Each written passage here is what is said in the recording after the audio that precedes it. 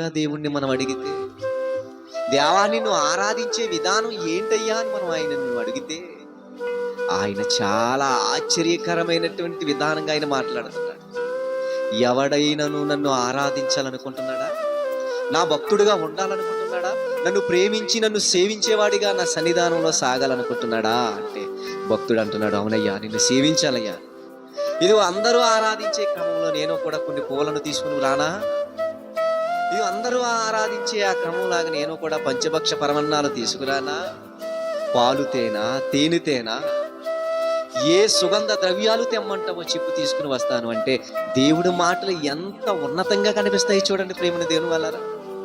దేవా నిన్ను నేను ఆరాధించాలయ్యా, నేను నిన్ను ఆరాధించాలంటే దేవుడు అంటూ నన్ను నిజంగా ఆరాధిస్తావా, నన్ను ఆత్మతో ఆరాధిస్తావా, సత్యముతో ఆరాధిస్తావా, నేను మార్గమునై ఉన్నానని నన్ను ఆరాధిస్తావా?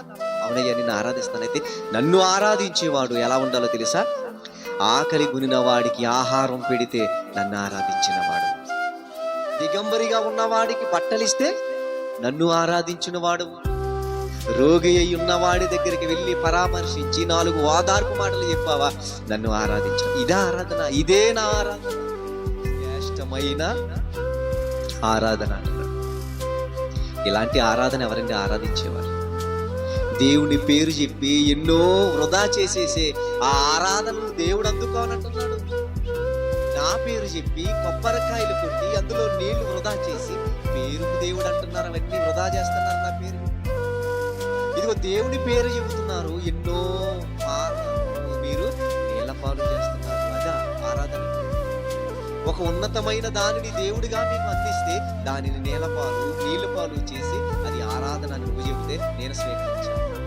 ఆకలి గునిన వాడికి పెట్టండి, ఆకలి గునిన వాడికి పెట్టండి, ఇది దేవుని ఆరాధన అని ఆ దేవుడు మాట్లాడుతుంటే, ఆ మాట చెవిని పడుతుంటే, ఆ మాట హృదయాలలోనికి వెళుతుంటే హృదయం గెంతులు గెంతులు గెంతులు వేసి నా దేవుడు ఎంత గొప్పవాడు, నా దేవుడు ఎంత ఉన్నతుడు, ఆకలితో ఉన్నవాడికి ఆహారాన్ని పెట్టాలనుకుంటున్న నా దేవుడు ఎంత గొప్పవాడండి.